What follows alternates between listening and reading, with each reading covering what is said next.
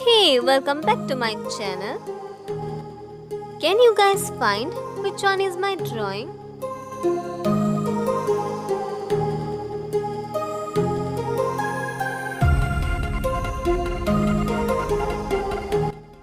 So, in this video, I'm going to show you how to draw a realistic green chili painting by using watercolors and some brushes.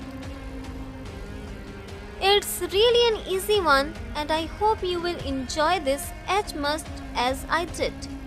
So grab your tools and let's get started.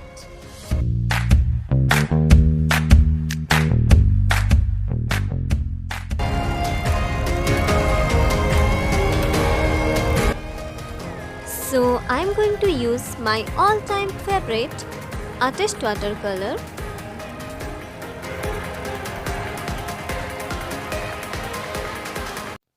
And here is my real green chili.